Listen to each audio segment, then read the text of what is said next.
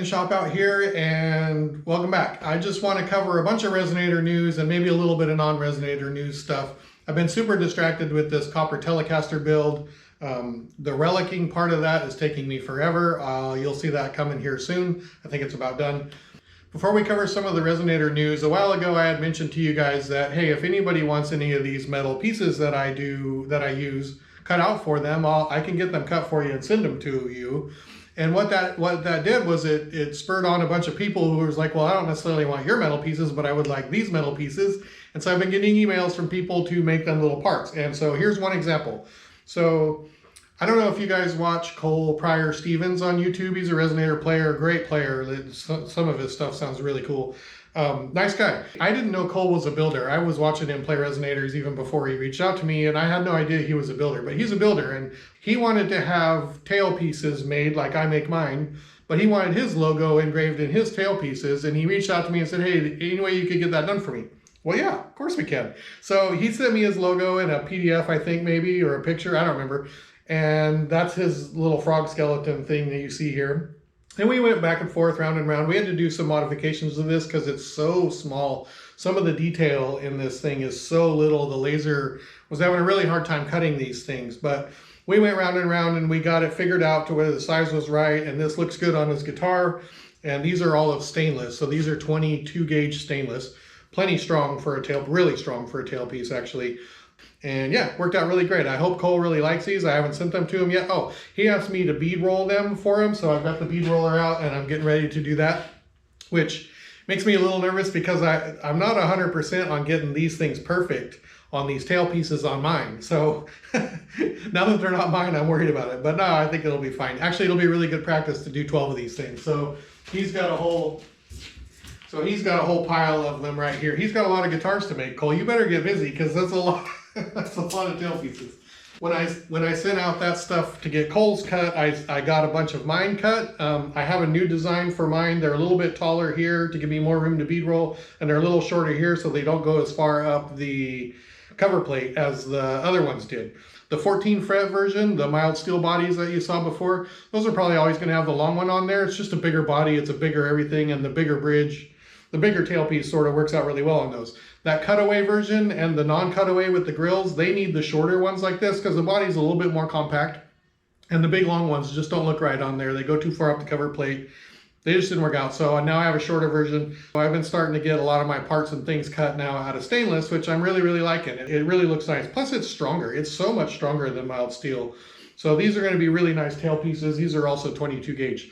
Okay, also as part of that stainless steel order that I did where I got these tailpieces made and Cole's tailpieces made, I also had a bunch of 9s and 2s cut to use as inlays on the headstock. So I'm trying to get my son right now he has access to CNC machines at his robotics program at school. And so I'm trying to get him to make me a routing template so I can Dremel out the recess that the inlay will go in. So I don't want to do that electroform sticker on the headstock anymore because I feel like it needs lacquer or something on it. Yeah, I don't want to do all that. I'd rather do the oil finishes, so I would rather do these as an inlay. And so there you go. That's what you're seeing. I guess I lost a 2. I don't know what happened. I'm sure it's around here somewhere. Okay, and then the final piece of news, things that are new around here, is these are those really thick mild steel templates that I had cut. So this would be the 14 fret version right here. I incorporated into this one everything you need to do the grease hydroforming of the cover plate. So that's the 14 fret version. Here is the 12 fret version with the grill concept. The idea with these is having this thick steel is you put your material in between and the tabs stick out, and you use these as your template to hammer over those tabs and get a really crisp, clean edge. Actually, I don't think I'm going to use tabs anymore because of the way that I did that one on the copper Telecaster. I think all the edges are going to turn into that. They're just going to have a 1/4 inch lip that just gets bent over, and these little templates are what help me get that thing bent over and make it perfect. So that's the non-cutaway 12 fret, and then there's the cutaway 12 fret one. Now the Soundwells, you guys know, it's been a real challenge for me. It's been a huge challenge for me to get these Soundwells just perfect, right? Like, I've just never made a perfect one. Well, I've come close, but I've never made a perfect one. I want them to be perfect. So I got these templates cut. These are the exact size I want them to be. Now this, you know, they're a 9.5 inch cone. And so this is about 9. I can't remember what my CAD file was, but this is just slightly bigger than a 9.5 inch cone. So there's just a teeny bit of wiggle room in there for the cone, which I really like. I'm gonna roll the Soundwells through the little roller thing. And then I have 2 of these here, and there'll be a piece of wood in between them to get the heights right, so I can bend over the tabs on the outside, bend over the tabs on the inside. And I should be able to make a perfect Soundwell with these. I think these are really gonna help a lot. Having something this gnarly to hammer against, I think it's gonna make a big difference on how well those Soundwells turn out. So to that end, I have 7, I think I have 7 of these. I have 7 Soundwell strips here. And so I think what I'm gonna do is just go through and make 7 Soundwells and just get better and better and better at it with each one until they start to come out perfect. I'd like to, every time I get these resonators cut, the tops and the backs and stuff, I get 2 or 3 of these because my success rate hasn't been 100% with these things. And I really like to stop doing that. Well, that's why I have so many of these. I'd really like to just get one of these cut with every single resonator one, so I don't have to get extras and not worry about messing one up and having to have another one on hand to start over. And if I get that down to where I'm super confident with it and the results are great every time, it's just going to be it's just going to feel good to just know, yeah, Soundwell's not a big deal anymore. Right now, they're still kind of a big deal to me. I have a hard time making them perfect.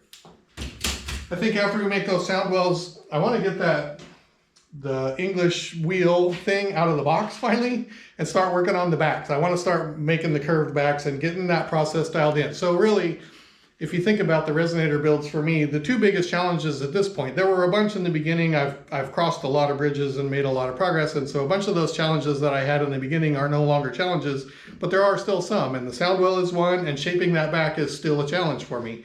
So I want to get this English wheel out, and I want to start learning how that thing even works. I've never used one. I don't know that much about it. I've watched a lot of videos, but you know, you only get so much from watching a video. Got 3 backs. I got 3 backs here. And I'm just gonna sacrifice those to the English wheel and see what happens and see if I can get something down to where that is a confident process as well. Because really those are my 2 areas, the back and the Soundwell. Those are my areas that I need improvement. So that's the goal with this episode. We're just gonna try and shape a couple of backs. We're gonna make a bunch of Soundwells, and that might be it. It's not really gonna be a resonator build per se. It's just gonna be parts of resonators and learning and gaining some experience. So here we go, come along with me.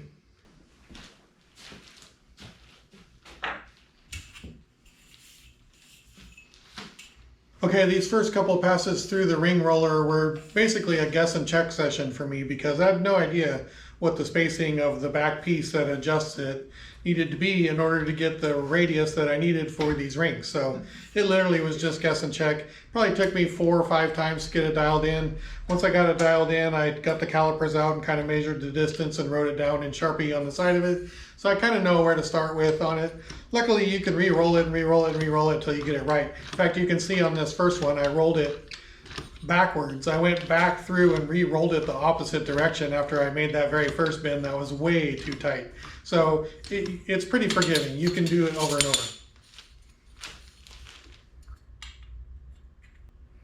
Nice.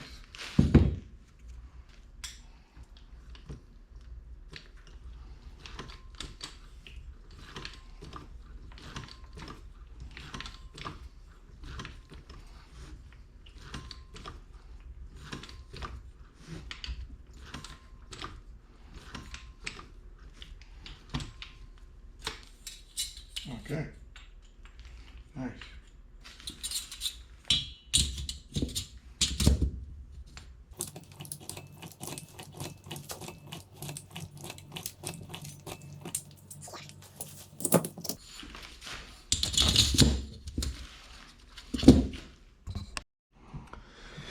Okay, that little thing, if you remember right, I struggled through that episode where I was trying to bend a 90 and I was trying to use the shear, and I was super not happy with this little machine. But honestly, I didn't really buy it for the shear or the 90. I really bought it for the roller. This little cheap Chinese thing has made really short work of bending all 7 of those. So that's a great result. Super happy about that. That was so easy. And look how good they are. They're perfectly round. Now we got to get the tabs bent. Well, we got to join them all together, and then we'll bend over all the tabs. And then I think the challenging part is going to be bending the lip that the Soundwell sits on. But I'm thinking that new template that I got is really going to help me with that. So here we go. Let's try and do that.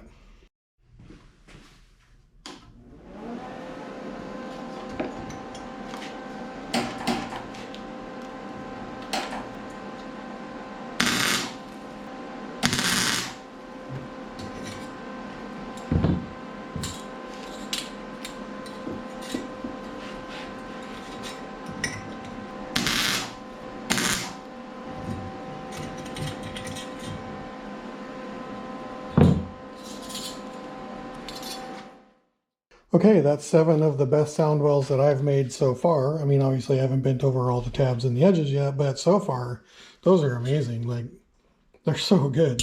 So yeah, and that didn't take me very long. It took me half an hour to probably roll all 7 of those and tack weld them together so that they're all solid and sturdy. So now we got to work on bending over the tabs. I think I'm going to need to spend some time putting these 2 templates together and getting a spacer in the middle of the 2 so that I can just put this on here, bend over the top, bend over the bottom, and the spacing will all be correct. Okay, I've got my spacer in between the 2 metal plates. So if you pull this off, you can see there's just a spacer in between. And I didn't bolt them together because I think I kind of want to just keep them individuals. So this is the 1/4 inch space that will make up the Soundwell lip. So when I bend that over, the Soundwell will sit on that lip. Let's just see how it goes. We got 7 of them, so let's just experiment with the first one.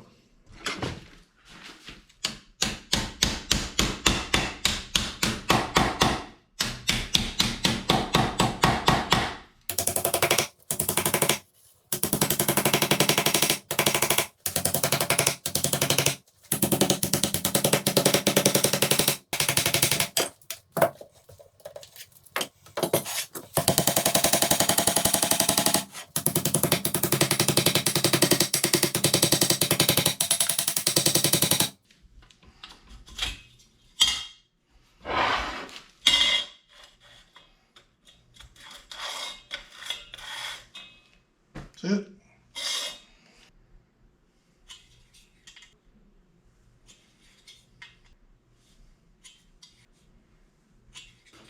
I've realized now that I'm doing this that it would be really nice to have a template with a hole big enough that I could set this completed one down in the hole and then just hammer these over. That would go much faster, but I don't have a template with a hole that size.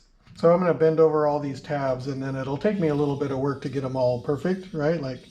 But they'll come out perfect because I've done that before, and that's not a big deal. This is by far, I mean, I'm not even done yet, and this is the best Soundwell I have ever made.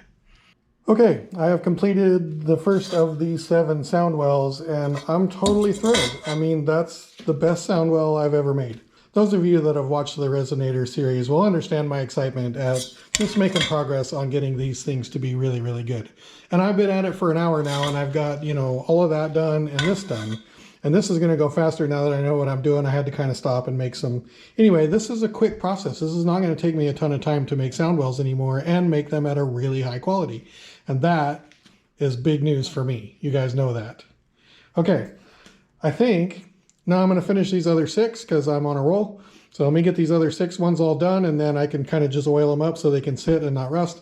And then I think it's time to get out this English wheel and see if we can continue the success. Here we go. Okay, I got 5 out of 7 done before I got bored. Actually, I don't know how bored I got. My hands got tired, actually. Bending over these tabs with the crescent wrench thing it worked my hands over.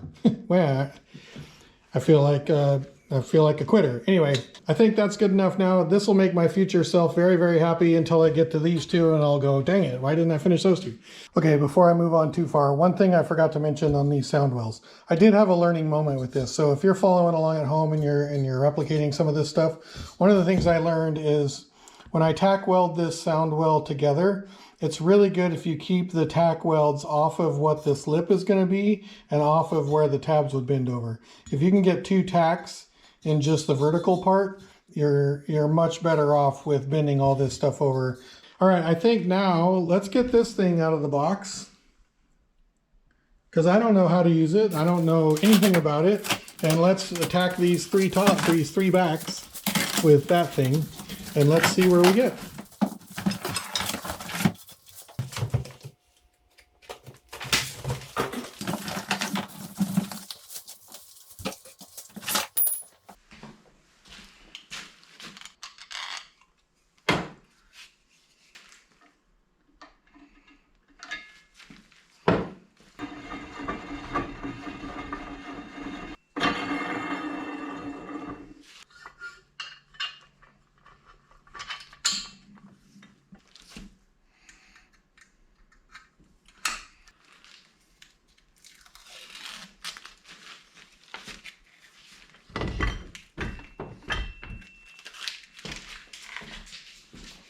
Well, that was an incredibly simple setup procedure.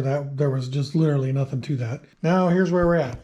Which one do we choose? We got a 1/2 inch, 2.5, 1.5, 5, flat, 6, and 1. I'm thinking, what are you guys thinking? What would you choose? I think I'm going to choose 1.5. I don't know why.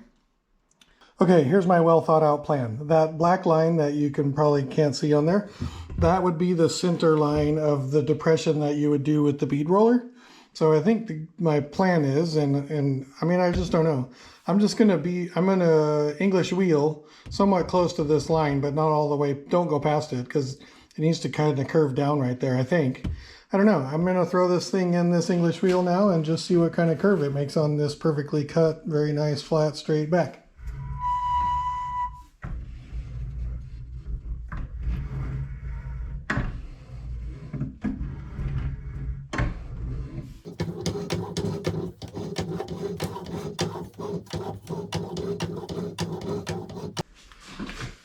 Oh, it's making a curve. I mean, I guess that's what it's supposed to do. I bet people that know how to do this are laughing at me so much right now. Whatever. This is totally working.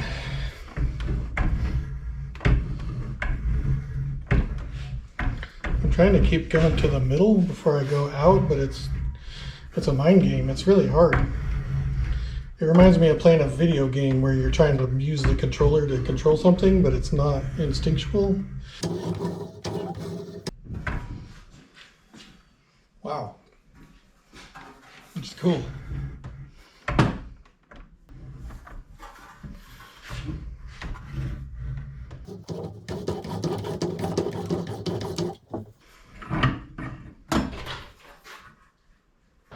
Okay, that certainly made a curve on it. And actually, it's actually a really nice curve, and it didn't take very long, and it wasn't that hard. What I'm a little surprised by is how not smooth it is. It's very, very bumpy, which I don't know why in my mind I thought this was just going to be like smooth and like ready to go, but it's not. And maybe that's probably my technique. I feel like maybe I had it too tight at first and too loose at other times. Maybe it needs a lot more and it smooths out, but I don't really want to add more curve to it. Boy, I don't know what to do now. I mean, this would be a lot of hammer dolly work to smooth this out, which at this point I feel like that's what I need to do. I think what I'm going to do next is I'm going to bead roll this outside edge with the skateboard wheel and the big, you know, whatever. I'm going to bead roll that thing, and then let's just see what it looks like from there. And then we'll decide what we're going to do after that.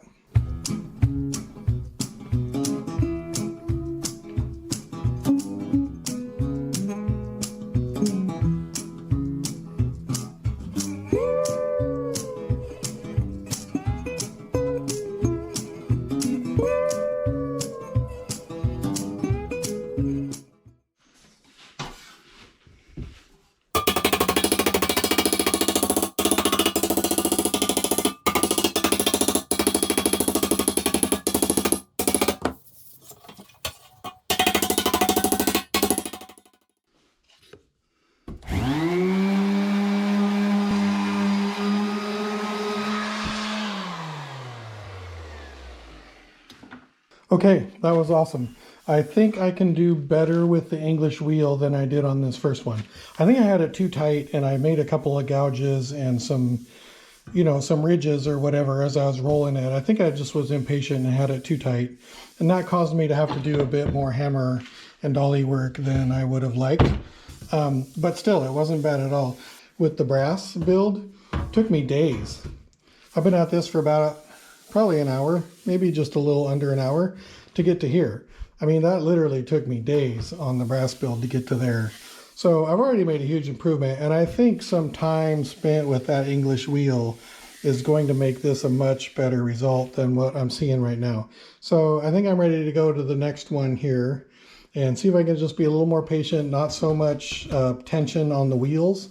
I think that 1.5 wheel was the right choice. I think that made the right curve.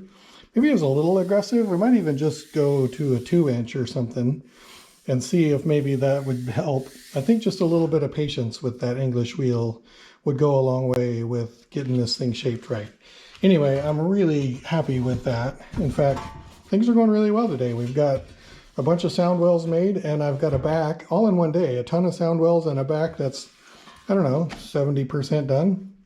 I don't know what 70% is in metric, but it's probably like 15 or whatever. But anyway, I'm about 70% done with that back as far as shaping it goes. It's not totally perfectly smooth yet, but I know I can get it there because I've had to do that before and it wasn't that big of a deal. So yeah, that's great progress. Let's learn how to be a little better with the English wheel though. Okay, I think that's a wrap on this episode. Not really a build, but just some information on making some of the parts. If you guys only knew how excited I was about how good these came out, that English wheel, I think it's going to work out great. I'm going to practice a bunch with it, that's going to just be a massive time saver, and it's given me a better, more consistent result, so major improvements there.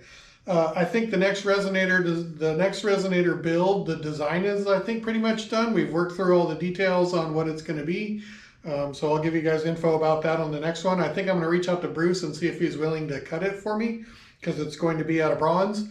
And so I think Bruce he did an incredible job on those brass cuts. And so I think I want to reach out to Bruce and see if he'll do the bronze one for me, if he's got time. If not, I'll just have to send it out somewhere and get it cut.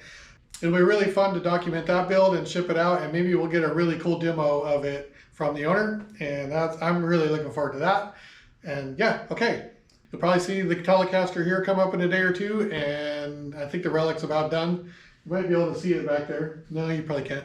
The Relic's about done on that, so that video should drop here pretty soon. Okay, it was super fun getting back into this Resonator stuff. I really enjoyed that because it's such a learning thing for me. So very, very excited about that.